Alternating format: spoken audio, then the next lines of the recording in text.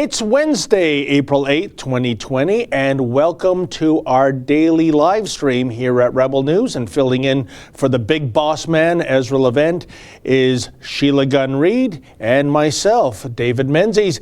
And, Sheila, just before we went to air, there was a little bug in my ear, or maybe it was you. Did you just say that Bernie Sanders has dropped out? Yeah, he just dropped out. I have something else up on my computer screen, just so that I know what I'm talking about halfway. I prepare. One of us has to prepare, David. And it flashed red across the screen that Bernie Sanders dropped out of the 2020 Democratic presidential race. He gets screwed again. Not that I care that Bernie Sanders is getting screwed, but it sounds like he got screwed by the Democrats one more time in favor of, clearly, I'm not a doctor, but clearly Biden has some form of dementia or some sort of malfunction at the junction in his brain. And Bernie Sanders is getting screwed. And I feel like whatever is going on with Biden, when I watch it, I used to sort of enjoy the Biden flubs, but now I feel like this is like exploiting somebody's Alzheimer-y grandpa. And it's like one of those bad nurses that cleans out the bank account of an Alzheimer's patient. That's how I feel about the Democrats. It's just gross, and I can't even watch it anymore. No, I think you're right, Sheila. The two things with Bernie Sanders, I think behind the scenes, the Democrats or the establishment of the Democrats went to him and said, listen, you either got to commit Harry or it's going to be an assassination in terms of your political ambitions, because you are not going to be carrying the banner for this party this year. Absolutely not. Even for the Democrats, Sheila, this speaks volumes.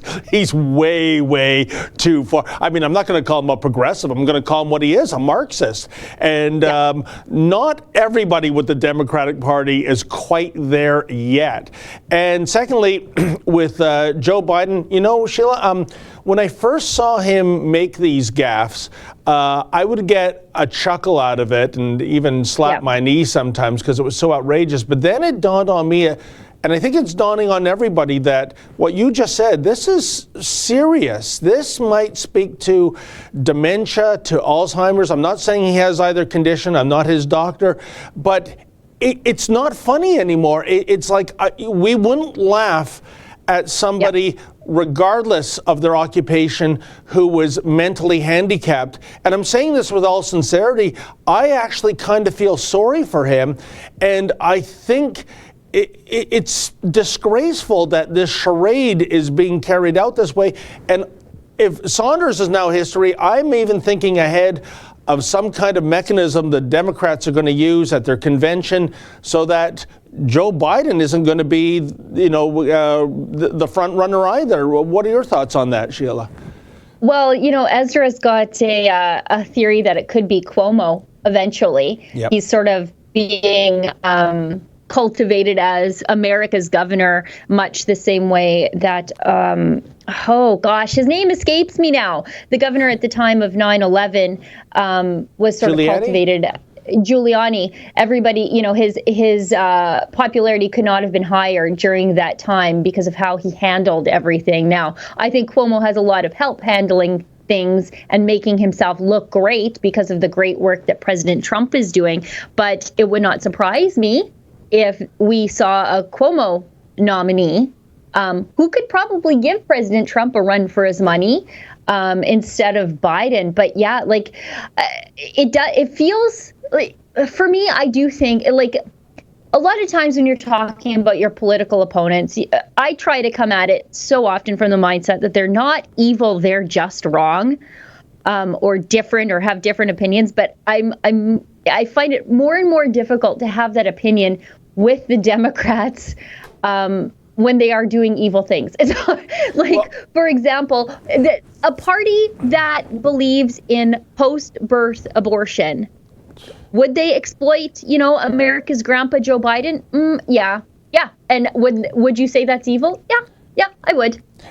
And let's not forget, Sheila, there's plenty of blame to go around, and part of that blame goes to the official propaganda arm of the Democrats. I'm talking about the media party stateside, at least most of it.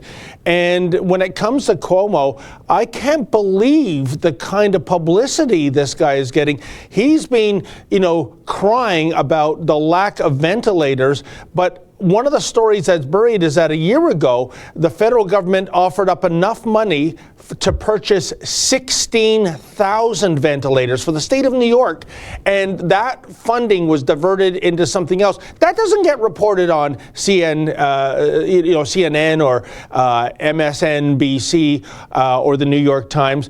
And also, I heard a montage of audio clips. It was from Good Morning America. This was just stunning. It was about, and forgive me, I can't remember the pronunciation of that drug, that anti-malaria drug that... hydrochloroquine. That's it, that President Trump's been touting. So the clip begins with the same host, by the way, and she's saying that despite recommendations from his own medical authorities, President Trump is pushing ahead with this supposed vaccine. And it morphs from that to, thank goodness for Mr. Cuomo pushing this vaccine. What? It's the same person. So it flipped 180, but suddenly it went from a potential killer or a nothing burger to a silver bullet, and it's Mr. Cuomo that should get the credit. I was absolutely stunned by this, Sheila. Well, and, I've seen Ezra point this out a few times. Everyone who is, first of all, it feels like Trump's opponents are cheering for the virus just because the virus could defeat Trump. Yep. That's what it feels like. But I've seen Ezra say this a couple of times. You think that anybody who is attacking Trump for touting hydrochloroquine as a treatment would refuse hydrochloroquine as a treatment if they were faced with a choice of seeing their own COVID-19 infection progress to the point where they end up on a ventilator? And I think it's about 80% fatality rate if you do end up on a ventilator. If you had the choice of taking this drug or taking your chances with a ventilator, how many of those critics would take the drug? All of them? Yeah, I think so. David, though, we're like 8 minutes into the show and we haven't told anybody what we're doing here. Well, that's because of your bombshell about Bernie Sanders. I mean, whenever I hear the word Sanders these days, I'm thinking of the Colonel Sanders and wondering if their takeout and delivery is still open. But, you just dropped that off before we get there. So please do explain to our viewers what the heck it is we're trying to do here, Sheila. Sure. So every single weekday, if we can, and normally it's Ezra, but sometimes it's me and David because Ezra, he has a whole company to run. We are hosting a live chat. It's an hour long. And we're live. Of course, you can see where sometimes breaking news butts into what we had planned to talk about. And it gives you the opportunity to interact with us and interact with other rebels in the live chat, but also you're able to super chat with us. And it's how we pay the bills around here because we don't get any of Justin Trudeau's bailout money, nor would we ever take it. We're grassroots supported by people like you at home. And if you throw a little money in the super chat, it'll get highlighted, and it depends on how much you give and how long it's highlighted for. But that'll force David or I to read the super chat and respond to it. And like I said, it's how we pay the bills. It keeps the lights on. And I like hearing from our people at home. What about you, David? Oh, I love it, Sheila. And unlike, as you said, the trained SEALs with the media party, we don't receive a single nickel of government funding, nor on a matter of principle would we accept it if it were offered. Oh, by the way, I have to come up, help me out here, Sheila. Somebody took offense to me describing members of the media party as trained SEALs in the comments board the other day. He said, shame on you, at least trained SEALs can balance a beach ball on their noses. So can we think of some other kind of metaphor to describe these people? Well, yeah, I was going to say, who took offense? The union of trained SEALs? Who would be offended by that? You know what? At least trained SEALs, they're putting in an honest day's work, right? I'm not so sure the media party is doing that. And you know, the best question to Justin Trudeau, if you think Sheila and I are exaggerating, folks, about the lovin' at Rideau Cottage every 11 a.m. Well, it never starts at 11 a.m. He's got some other things to do, apparently, choosing the right colored socks. It's always like 11:17, 11:21, but... Yeah. Was that Reuters reporter, I forget his name, Sheila, and he said to Justin Trudeau, it made my jaw hit the linoleum, Mr. Prime Minister, are you worried about burning out? And I thought, am I hearing this? Did he worry about the Prime Minister burning out, or was he asking the Prime Minister if he was taking Daddy's vintage Mercedes sports car out on the Ottawa streets to do burnouts? I mean, can you imagine this, Sheila? What is he? He puts in a good quarter hour's worth of work a day. All of his, it's not like Justin Trudeau is sitting in his cottage. And we call it a cottage, but it's a mansion. He's sitting in there with, like, why are we calling it a cottage? It is literally a mansion. He's sitting in there. Somebody else is writing his scripts. I don't know what he's watching. He's probably watched Tiger King a few times.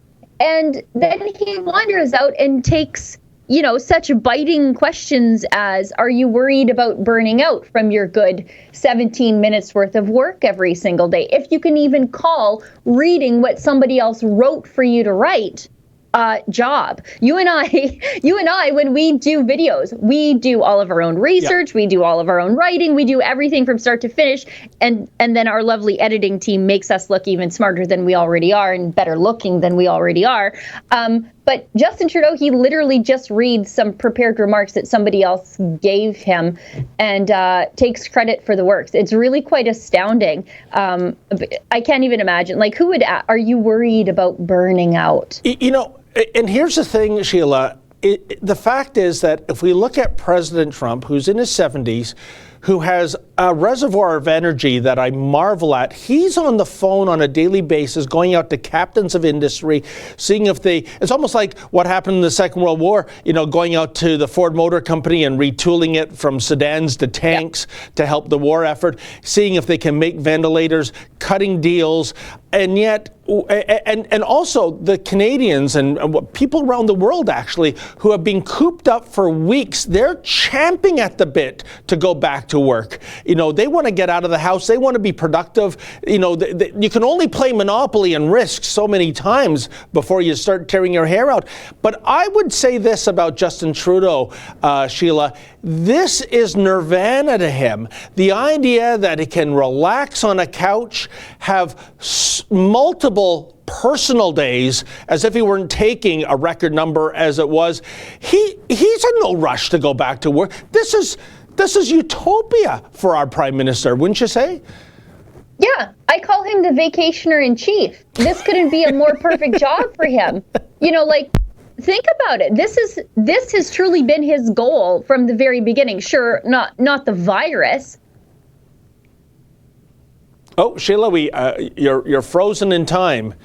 Or maybe things are, last time we talked, Sheila was actually experiencing minus 25 weather without the wind chill. So maybe our beloved Sheila Gunn Reid has frozen, kind of like what that sinister mastermind did in the movie Kiss the Girls and Make Them Die. But I'm aging myself right now. But yeah, folks, that is indeed my take on the Prime Minister, that this is no hindrance to him. It is, as I said, utopia. It's heaven on earth for him just to lounge around.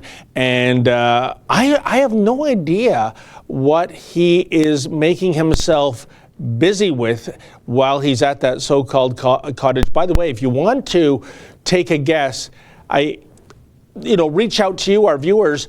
What do you think Trudeau is doing, assuming he's up for 8 to 12 hours? And as Sheila said, all his speeches, all his prep is being prepared for the Prime Minister by others, most likely Gerald Butt. What do you think he is doing? Is it video games? Sheila Gunn Reid mentioned watching the Tiger King several times over. By the way, I have to say, I did watch that last weekend, and that is an incredible documentary. If you were looking for something to watch, this is a train wreck you won't be able to take your eyes away from. The story of Joe Exotic and his little, well, not so little, his tiger and other exotic animal zoo in Florida, and his rivalry with another zoo. And speaking of zoos and zookeepers and people that know how to take care of exotic animals with a crossbow, well, here's Sheila Gunn-Reid. She's back again. She is unfrozen. You know, Sheila, you just froze on the screen. I said to our viewers, I was very worried you looked like one of the ladies, the villain in the movie Kiss the Girls and Make Them Die was doing. But thank goodness you did not suffer such a nefarious fate as that. Yeah. I was making, I think, probably what could have been a really great point, too. And then I closed up and realized that I had made it to just myself, the camera, and the dog. Well, we have considerably more people online than that, I hope, right now. Yeah, so. Now we do. So what was this great point? Can you kick it out of the back of your cranium and serve it up? You had asked me if I think this is Justin Trudeau's dream job. And I was talking about how he is the vacationer in chief. Like, he loves a good, like, doing nothing, having some me time, some self-care time, as they say. But also, sure, he's not cheering for the virus, but boy, after 5 years of trying to get Alberta to phase out the oil sands, here we are with you know, basically all of the oil industry shut in as they wait out, you know, bad prices and a virus. And, you know, like our Premier Kenney had his address last night, and he said that we can expect to be basically locked in our homes and in our communities till at least the end of May. And, you know, there are points at which in the last little bit, it has been more expensive to buy 2 liters of milk in the grocery store than a barrel of Alberta oil because of the dumping of OPEC oil into the market. And so, yeah, I'm not saying that Justin Trudeau is cheering for the virus, but after 5 years, this is kind of what he wanted. Alberta shut down.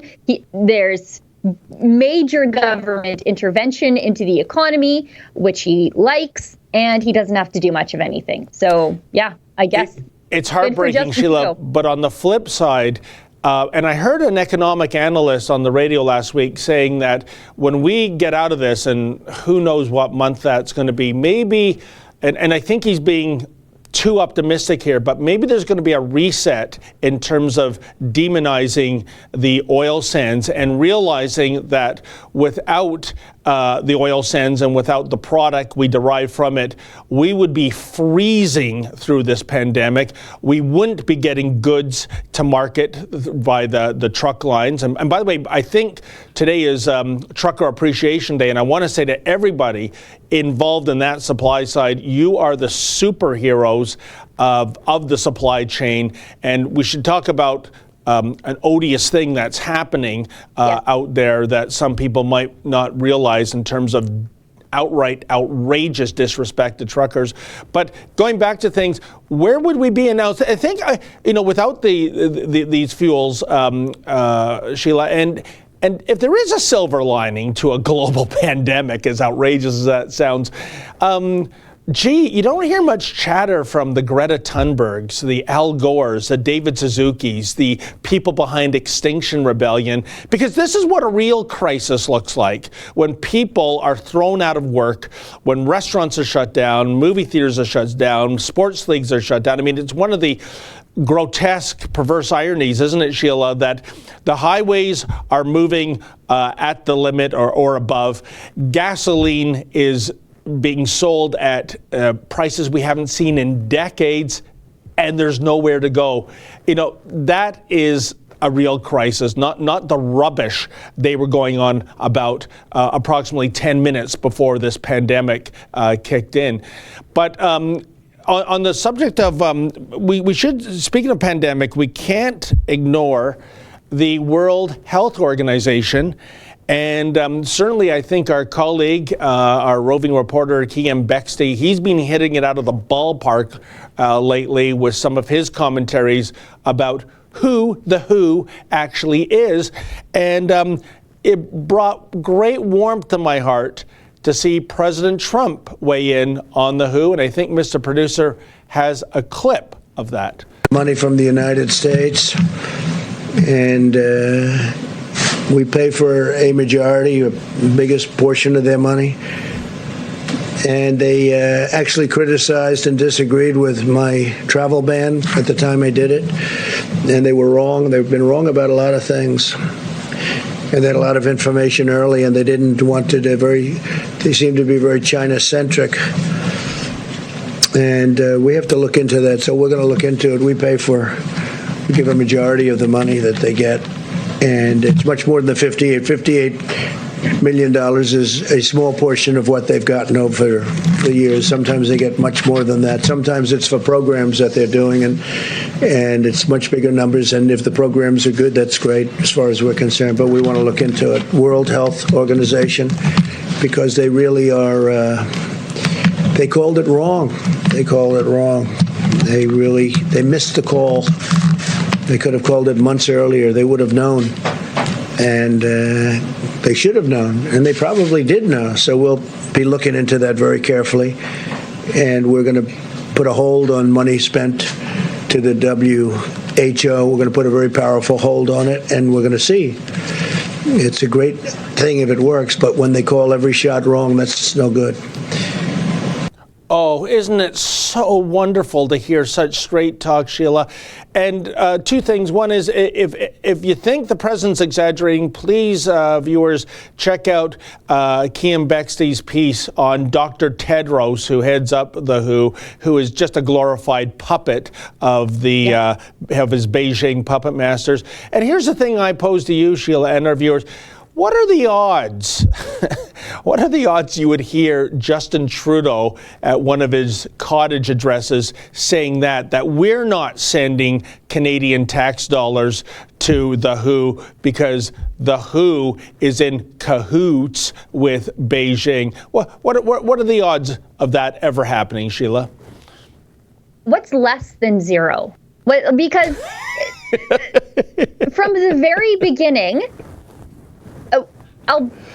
from the very beginning, Justin Trudeau is he waits for the World Health Organization to say something, and then 3 days later he does it. And the World Health Organization is just taking their talking points from Beijing, really, and shutting out the voices of success like Taiwan. And I was actually very happy to hear Premier Kenney last night in his address to the province say that Alberta will begin when we do come out of self-isolation. We are going to be modeling what he called best practices from countries like Taiwan. And so that's interesting to hear him say something completely opposite of the World Health Organization, and really completely opposite of what Justin Trudeau and his chief medical officer, Theresa Tam, have been saying all along.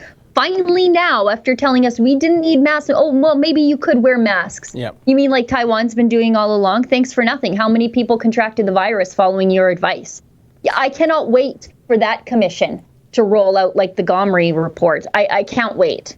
You know, Sheila, it's amazing. You said they're not even, that they're shutting out Taiwan. The WHO, it's actually much worse. They don't seem to acknowledge that Taiwan exists. I mean, they have, in press conferences, when people bring up the examples you brought up about the Taiwan example, it's an incredible success story. I think they only have something like 400 or so COVID-19 cases in Taiwan, which, given their population and their proximity to mainland China, is absolutely astonishing. That's an incredible number. But they actually drop calls from journalists if you ask them about the Taiwan example. Drop calls. You know. And Mr. Producer, Johnny on the spot as he always is, he has that clip. Yeah, don't take it from me. Just check it out, folks.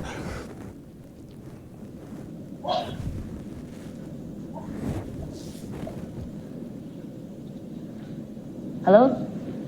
With the I'm sorry, I can't hear. I couldn't hear your question. Okay, yeah. Let me repeat the question. No, that's okay. Let's move to another one then. Right, because I'm actually curious on talking about Taiwan as well, on Taiwan's case.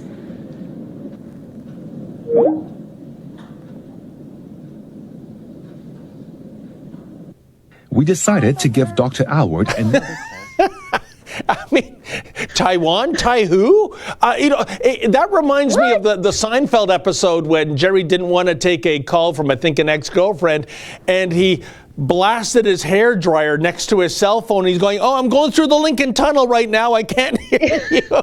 It's like, Yeah. How outrageous was that, Sheila? Well, I'm becoming more of a conspiracy theorist in my advanced age, and maybe that's exactly what happened to me earlier when my Skype went down. I was about to say something, and you guys hung up on me. But we have some super chats to get to. Excellent. And again, if people want to donate to what we're doing here, helping us keep the lights on, because we never take any money from any government that we're trying to hold to account. We're completely viewer-funded, grassroots-supported. You can help us by throwing some money in the super chat. We've got one from $6.99 from George Watts. What are your thoughts on 5G and Bill Gates tracking bracelets? 5G, I think we should not let a Chinese company anywhere near our 5G. Bill Gates tracking bracelets, I know nothing about his tracking bracelets. However, Bill Gates, I think he does some benevolent things, but then he does some not so great things, like funding abortions in Africa, in places where they don't even have a word for the practice. Yeah, I don't know about these bracelets either. As Sheila said, I'm not in favor of any 5G network in which there's even a remote alliance with the Beijing regime. That is just off the table. And people, including the military, are saying, do not do this. But I will say one thing about Bill Gates. I got to give credit where credit is due. He has been saying for a few years that, we're kind of due in terms of that century mark of a global pandemic. And here we are. So, but the tracking bracelets, that's the first I've heard of that, Sheila. Yeah. I'll have to do some research when we get off the air. We've got one from Machiavel Sucks to Go, $1.99, and says end fractional reserve lending. We've got one from Bad Company for $20. No super chat. Thank you very much. We've got one from Rob Chilton. $4 Canadian, no super chat. Again, thank you very much. One from Paul Schofield, who is a regular contributor in the super chats. Gives us $10 and says, hey guys, the PM is doing to himself what he is doing to Alberta. Explain. No, I'm not going to explain at all. Well, Sheila, didn't he say, correct me if I'm wrong, and this was really creepy. There was one softball question the other day, and it was about, Mr. Prime Minister, how are you whiling away the time? And he said something about giving his children baths. Do you remember that? And no? And I'm just thinking of what age the kids are, and that doesn't seem like, bath time activities for them with a parent. But anyways, I might have misheard. But aren't his kids like in a completely other place right now? Well, yes. You're in Harrington Lake. Yes, indeed. And I did reach out while you were frozen, Sheila, to our viewers to come up with their best guess. If this was a game show and we knew the answer, what do they think the Prime Minister is doing the majority of his awake time on? Like, is he doing the crossword or playing video games or what? I mean, what would be your best guess, Sheila? Well, I know he's definitely not using the crossword. Remember, yesterday he said, instead of when you're speaking, try not to aspirate or even use the word spittle, he said, try not to speak moistly, which just makes my skin crawl. He's not known for his verbosity and his grasp of the English language. I doubt seriously he's doing the crossword. He's probably playing Mario Kart or something. we still have some super chats to get through, though. We've got one from Mike 519, gives us $20 Canadian. Thank you, Mike. Says, Sheila and David, and to Rebel News, thank you for giving us the real news and for putting yourselves at risk every time. Keep the great content coming. Keep safe. Leave a like, everyone. Yes, please, everyone at home or watching or wherever you're watching, probably at home because we're all locked down. Click the like and make sure you're subscribed, and also ring that little bell so that when we do go live, especially Ezra when he's back and does a better job than me and David, we're doing the best we can. So you never miss a notification from us. And hasn't David been great going to the airport? I mean, the airport is not a safe place right now. We were talking about it in our morning meeting this morning that I think it is 2 CBSA officers at Pearson have come down with COVID-19. So those are the people who are probably supposed to be protected the most. However, David, you've noted that they aren't. So the virus is definitely in the airport. And yet, David, you are headed down there quite frequently, a couple times a week, 3-4 times a week sometimes, to give Canadians the straight news. And I just want to acknowledge what personal jeopardy you put yourself in by going down there. I know you're very careful, but still, that's what you're doing to get people the straight facts. Well, Sheila, it's the only way to expose the lies. And I'm sorry, I don't mean, to be pejorative in my language, but one of the lies, which, and by the way, I've sent out 2 emails which have gone unanswered, is to Health Minister Patricia Hadju's office about her statement some 10 days ago, I believe, where she said that asymptomatic passengers are being given masks. And that's not true. With the exception of one person who went on, who came in from Ethiopia, who said he was given a mask, which I take with a shovel full of salt because he then went on to do a sort of an infomercial praising Justin Trudeau. Not a single passenger has said that. And by the way, the reason why I'm calling BS on the Ethiopian gentleman who said he was given a mask, he also said that he had his temperature remotely taken at Pearson. Now, even the Canadian Border Service Agency says that is not being done. So was it some just random guy that came up to him? So I discredit what he's saying. So they're not being given masks. We still, you might think the border's being closed. We have, like, Sheila, I believe at last count, 5 to 10 flights from China per day coming into Canada from the epicenter of the Wuhan virus. And in some of those planes, like Hainan Airlines, I don't know if Mr. Producer can find that clip, but that was what came in yesterday from Beijing.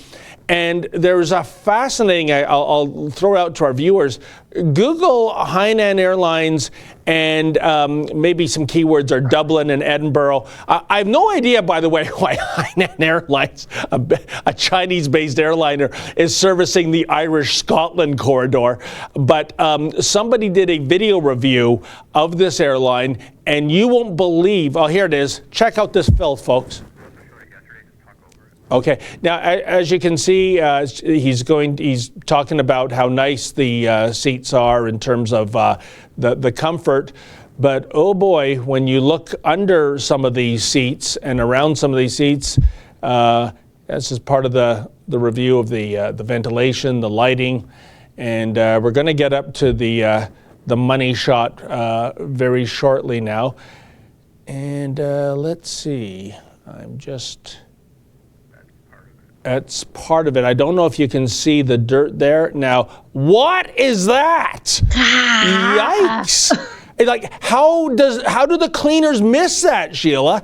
That's not like a spot, and some other grime. And I don't know if you can see this. There you go. Look at that. Food particles. We think it's food particles. Just like, when was the last time this plane was vacuumed?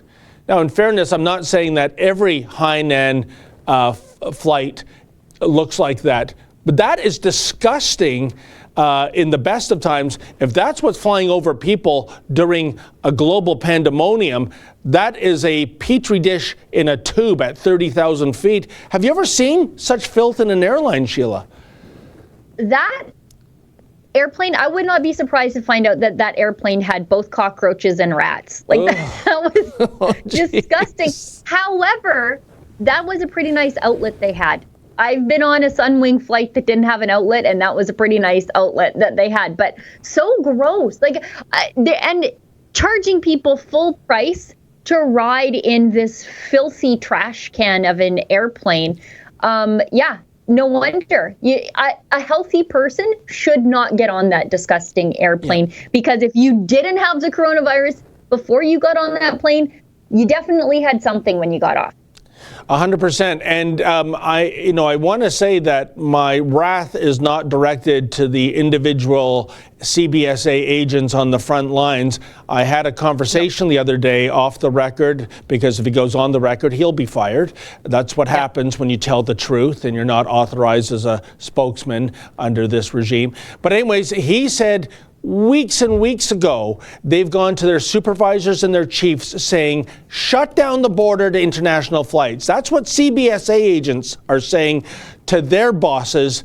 And I don't know if their bosses deliver that message to the political masters, but clearly that is not the situation. So when you see these headlines of border closed, border shut down, as always, read the fine print, folks. The devil, as always, is in the details, because the exemptions, well, permanent residents, Canadian citizens, student, I mean, there's so many exemptions. It makes the border closure an absolute joke. And my only hope, Sheila, is like the Beijing flight the other day that came into Pearson. It might have been, 90% empty. I think it's going to be an economic crisis for the airlines that say, the heck with this, we're not even getting our fuel costs back flying these empty tubes, and they'll voluntarily shut down service because it no longer makes a business case to have international flights anymore. What are your thoughts on that? Well, going back to the CBSA officers, I'm actually quite angry with the government and the bureaucracy in charge of the CBSA, Bill Blair. The minister in charge. Why aren't these frontline guys being protected the way that they deserve? Why don't they have masks? Why don't they have gloves? Why hasn't the government provided them with these life-saving prophylactic measures? It's absolutely appalling that they are getting sick and continuing to be exposed to sick people coming through our airports without any PPE. That's appalling. Oh, Sheila, I hope there's a union. I'm not a union fan, but I hope there's a union action against the government there. Maybe the answer is, back in February, as you probably know, Justin Trudeau gave away the whole kit and caboodle to China of all that personal protective equipment.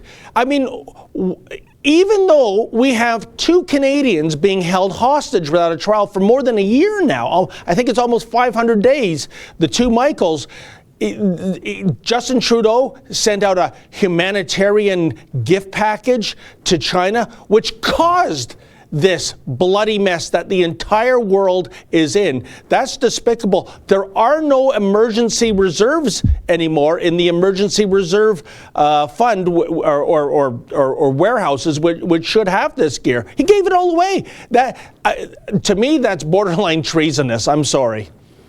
Yeah, I mean, and what sort of accountability do we expect from Justin Trudeau? Oh, he only has to be outside of his house answering questions 17 minutes a day. So good luck ever holding him to account. We've got super chats to get to. Okay. And then we should probably get through to some of the news, because we have about 20 minutes left in the show. And we had so much things we planned to talk about. Okay, we've got one from Rob for $1 Canadian and no super chat. But again, every little bit counts. Thank you, Rob. We've got one from Machiavel Sucks to Go, $1.99. I hope Hollywood goes under. We're not getting a lot of argument from me there. I can't think of a more socially revolting place than Hollywood. at least to somebody like me, just full of hypocrites and hedonists and moral preeners who are guilty of that which they accuse flyover country of being. You know what?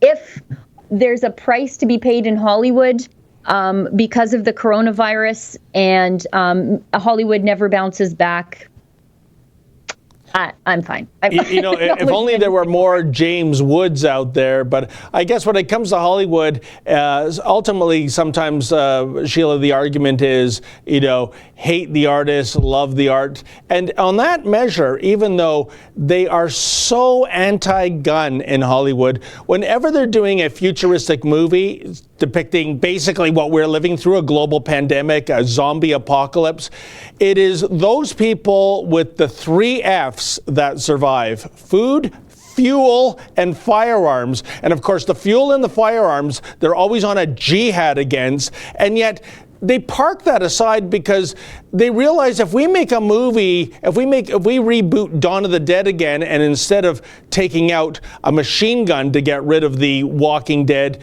we just sit down in a circle and have a meaningful discussion, that's a pretty boring movie, wouldn't you say? Yeah, you need the firearms to protect the other F's, right? Like that's sort of the theory of it all. We've got a super chat from Jody McLean. Also, sorry, just going back to Hollywood for a second. I realize that there is an entire industry of people who work in support of big movies, the production teams and everything. Yes. I don't wish them any ill will, and I wish they had better talent to work with.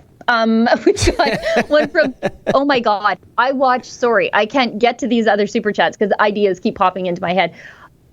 Friends at home, if you want to see how unfunny Hollywood truly, truly is, watch the Ellen DeGeneres show, the quarantine edition, from her home.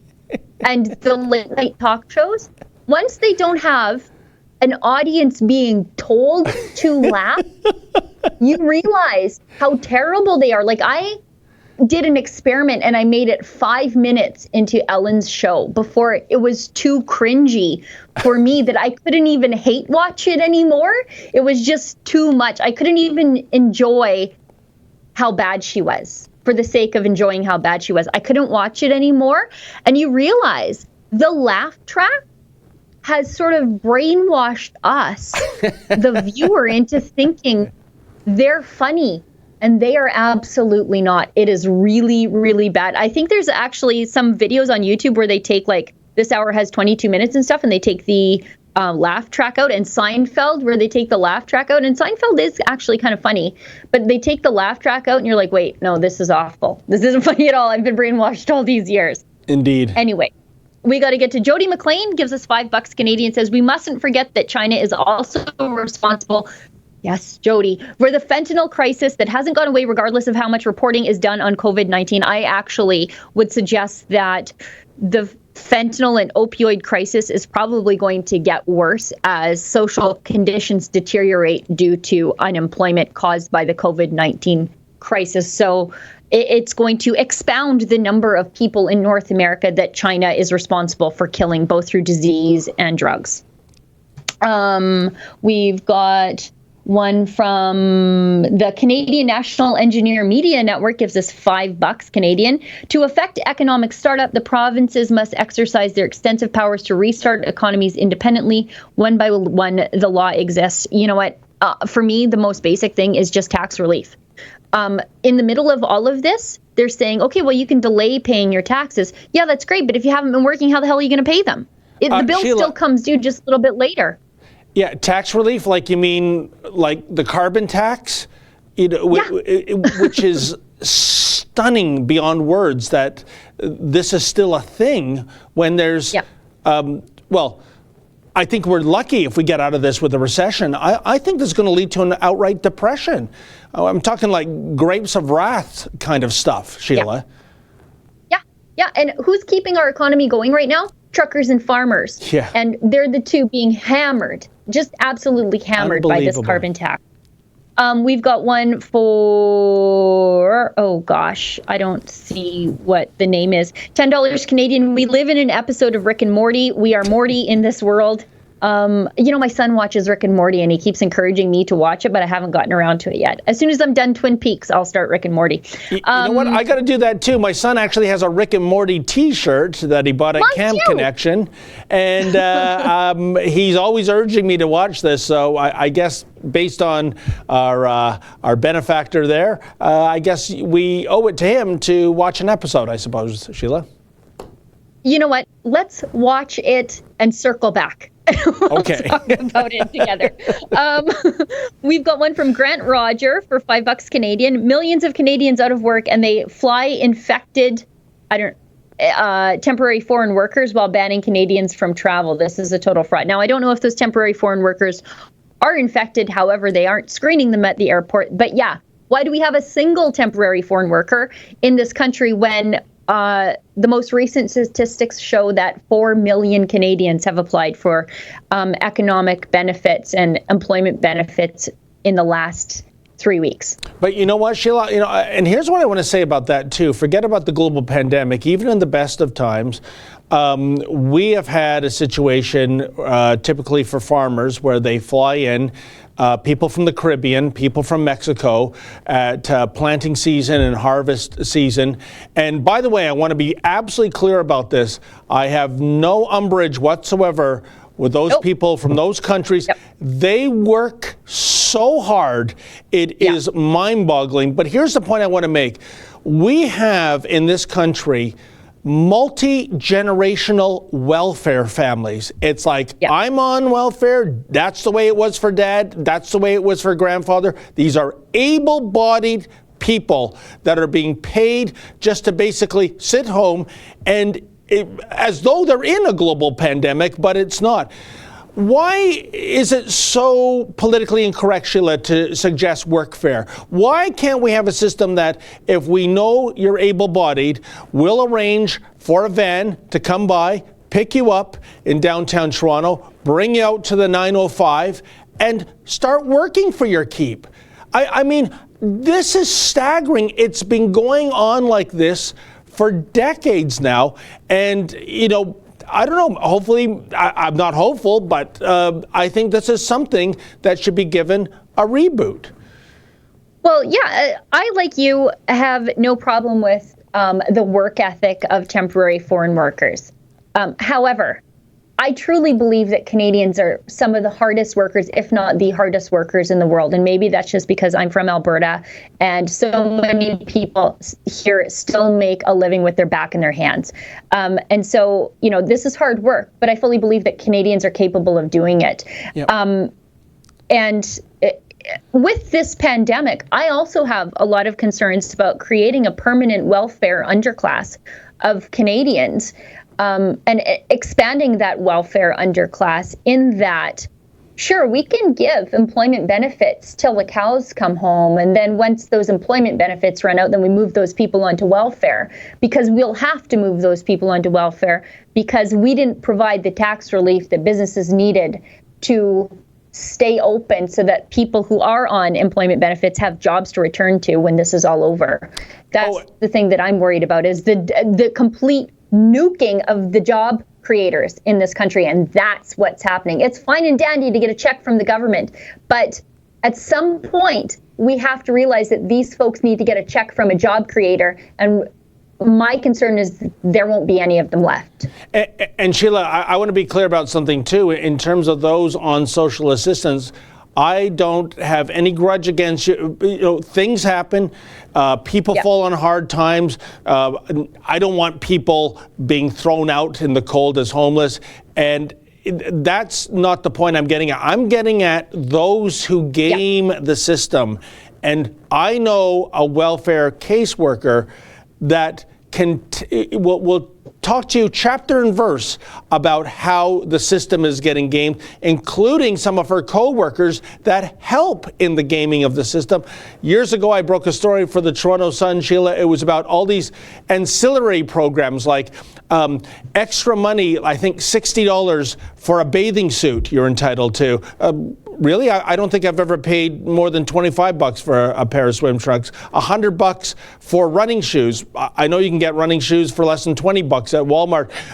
Money for a yoga mat, Pilates, rollerblades. The list goes on. These aren't necessities, Sheila. I mean, but it's part of the hidden fat in the system that Sheila has frozen again. I feel like I'm talking to Lady Menzoid sometimes. I just ramble on, and I think she's listening. And I turn around, look behind me, and she's not walking the dog with me anymore. She's already taken a detour. But anyways, that's what I'm back. That's what I'm getting at, folks. And here she is. Well, I know, Sheila, way up in hinterland who's who country. You probably have dial-up internet or something up there. But can you at least sustain yourself for an hour here? Keep up with us back down here in Hogtown, can't you? I don't even have a landline into my house, so there's. Oh, look at this. She was about to brag about how she's jerry-rigged something, folks, and she's I like that pose. It was like very, Marie Antoinette-like, wasn't it? Like let them eat cake or something like that. But by the way, while we're awaiting Sheila to rejoin us, I did mention earlier that it is Trucker Appreciation Day. But you know what? There's not everybody is appreciating the truckers. I interviewed a gentleman last Friday who was speaking up for the industry about something now you've probably horrible that is going on there. And I'm going to look to see if Mr. Producer has a clip. Check this out, folks. This is despicable. Menzies for Rebel News here in Mississauga, Ontario. And one of the things that we have learned with the coronavirus crisis is who is essential and who is not so essential. And folks, I would argue that one of the most essential people we have, in addition to those in the medical profession, are the truckers of this nation. Everything you see and buy on store shelves, it got there on the back of a truck. And I am with Guy Broderick. He is a manager and a veteran trucker here at APPS Transport Group. And you would think that these superheroes would be warmly embraced in this day and age of the COVID-19 crisis, but just wait till you hear the kind of disrespect Mr. Broderick and his brothers and sisters driving these 18-wheelers are taking on an almost daily basis. One of the biggest factors that our drivers are experiencing is the fact that they cannot use a washroom.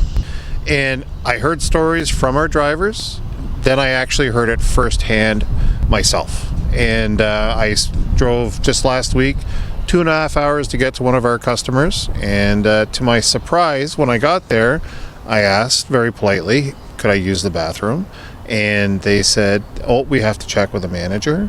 They go inside, then they come out, and they said, if you really have to go, you're going to have to go behind the trailer. Well, I guess they're big. I do understand the situation where they want to limit people entering their buildings, but the science has reported consistently since the whole beginning of this crisis, the best way to prevent this disease from going further is to wash your hands. That's the biggest line of defense.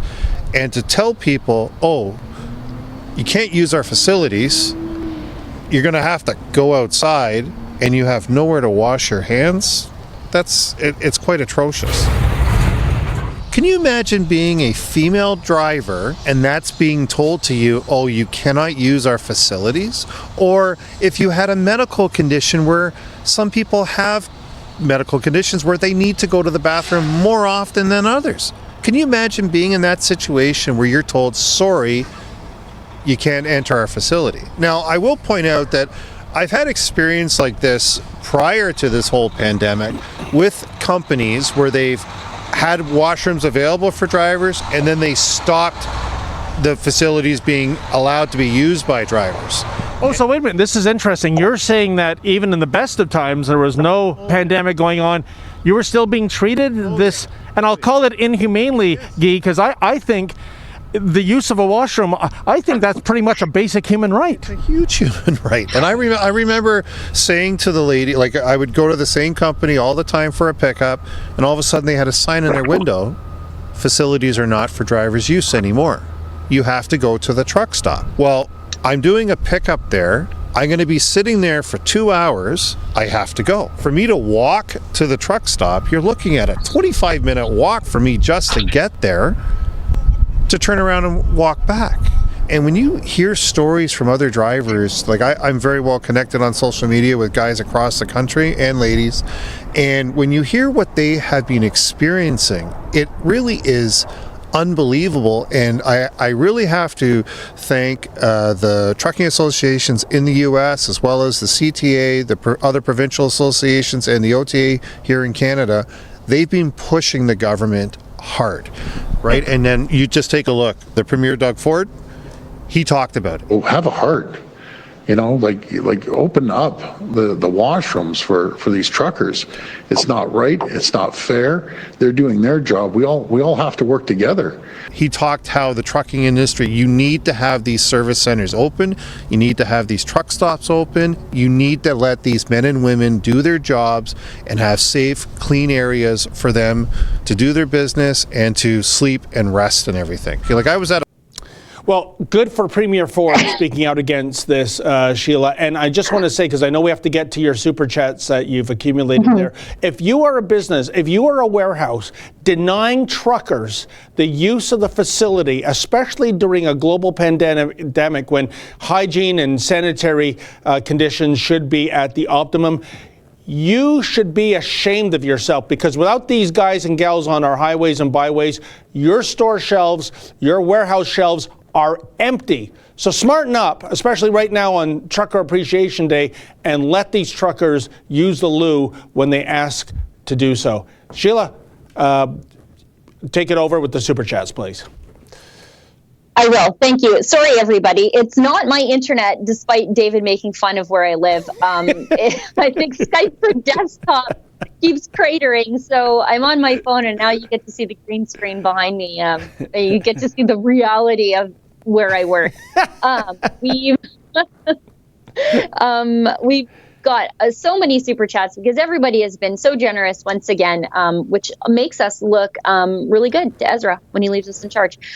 We've got one from Tyler Beach, who gives us $5 and says, have you seen the video of empty hospitals in New York? I did see some footage of the empty hospitals in New York, and I don't know if that's still the case, but I do know that when Trump sent the Navy hospital ship, he was expecting that it would need to be used and full of non-COVID-19 patients. And as it turns out, there aren't a lot of them that required it. And now COVID-19 patients are on that Navy ship being treated. But yeah, I don't think that what the models showed would happen in New York and what is actually unfolding in New York has been a lot better for New York than initial predictions. We've got one from BBB LSD, gives us $13.99 Canadian. Prediction: if Trump pulls World Health Organization funding, guess who will virtue signal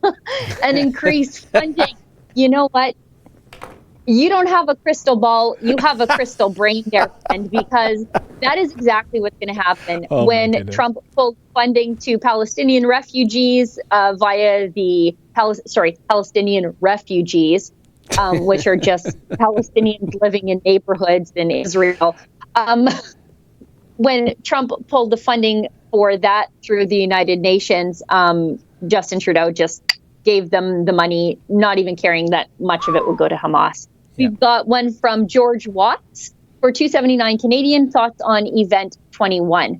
I know there are some conspiracy theories around Event 21, and I'm not going to give them credit or discredit them, but Event 201 was a pandemic simulation put on by the World Economic Forum and the Bill and Melinda Gates Foundation. I think it was in October, November, so just before the actual coronavirus pandemic. And it was a simulation about a coronavirus, not the coronavirus. And it was it sort of played out the responses of governments, and not to feed into any conspiracy theories about Event 201. However, I think given the fact that they had all these people together, the world's elites together, to talk about pandemic response in New York, you'd think New York would have been better prepared. Anyway, let's see. Sorry, I moved my screen and everything went away. Okay, we've got one from Fraser McBurney for $10 Canadian. Hello, Fraser. If Alberta were allowed to vote, would they remain in Canada as now, become an independent country, or become part of the United States? Would you vote? I would vote for independence. And I'm not sure if I would vote to the United States to become part of the United States. I mean, we'd have to see the deal that they would make us, because wouldn't they love to get their hands on another Texas? Yeah. You know, so they'd have to be offering us a heck of a lot for us to join. But if we did leave Canada, we would become infinitely richer. We've got one from Chumley73. Boy, we're rapidly running out of time, if not are out of time. Chumley73 gives us $5 Canadian, says, I'm a fan of both of you and your channel. Thank you for being the only source of truth in Canada. I'm curious as to what your opinion of QAnon is. You know what? I'm so busy with access to information stuff and so much actual news and things that I need to cover in Canada that I don't think the mainstream media is covering, that I haven't given much thought to QAnon. I know people would like me to. I just, you know, there's only so much time in the day. And I frankly, I find that I've never been busier now under quarantine than I was in real life before that. Justin, not Justin, the producer, but another Justin, it kindly gives us, Tim Evans. Tim Evans, 64, gives us, oh God, things are moving so fast on my screen. What a technical disaster today was. Tim Evans, 64, gives us $20 Canadian, says, talk to a few more CBSA agents. Off the record, some of them can tell you horror stories of how dirty some planes are. Some get refueled and turned back without allowing passengers to disembark. I can't tell you how many times I've reached into the seat pocket of an airplane. David, you're a frequent flyer too, so you know this to be true. You reach into that front seat pocket and you find something revolting that is from a prior flight, and you don't know how long it's been there. So not only are they not like... Oh, she has been frozen again, but you know what? Oh, I'm here. Okay. Oh God. Not only are they not wiping things down, but they're literally not taking the garbage off. And I don't know if this is I don't think this is like a flight attendant problem. There's only so many hours they have on the tarmac to turn back around. It could be an airline thing that they just expect too much to be done and not enough time. John. And by the way, Sheila, just for clarification, when you say reach into the pocket and find something disgusting, you're not talking about the latest issue of Maclean's magazine, are you? Oh, Maclean. We're helping we sue them into the dirt. You can find that information at cleartheblockades.com. We've got one from John Bedbrook for $20 Canadian, no super chat. Thank you very much. We've got one from Annalisa S, $13.99 Canadian. Moistly, ooh, Elise Trudeau is good for a laugh. Yeah, I laugh until I cry. We've got one from Daniel Grant. You experienced it differently. Yeah, we've got one from Daniel Grant for $1 Canadian, no super chat. I almost read the message from Justin, the producer there, that said, give us a call when you can. As a super chat, which it wasn't. We've got one from Oscar Lance for $50 Canadian. Thank you so much, Oscar. No super chat, but very generous. We've got one from Valerie Eckstein or Eckstein. I'm sorry if I'm saying your name wrong. For $2.79 Canadian, says, what is going on with Trudeau? That is a loaded question to ask at the end of a show rife with technical difficulties. Valerie, get back tomorrow. We will do our best. And that for you, David. I think we're minutes past. Take it away.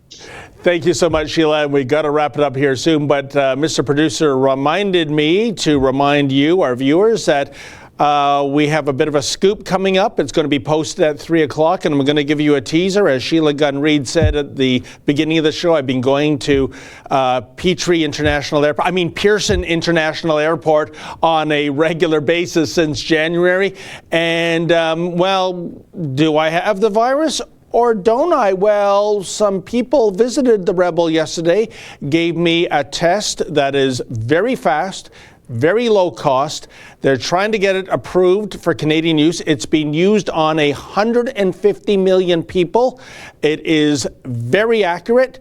And me, the 225-pound guinea pig, it's been a long winter, folks, offered up his body for medical science, and I was tested. So the question is, was it negative or positive? You're going to have to tune into Rebel News at 3 o'clock when the video gets posted. So, Sheila, either I'm squeaky clean, or for the last hour you've been conversing with a biohazard, but I can't even infect you in Edmonton remotely, can I? Even if I blow kisses to you. I don't know if that's harassment or not, but there you go. As Mr. Producer says, it is harassment. I'm already being written up. So anyways, we've got to end it here. Sheila, once again, every time we do this, I think it's the fastest hour. I can't believe it's an hour. It feels like 25 minutes. And I want to extend great appreciation to the viewers for tuning in, especially those who contributed to our Super Chats. That's how we keep the lights on, folks. So the big boss man, Ezra Levent, he'll be back in this space tomorrow at noon. And in the meantime, stay safe, everyone.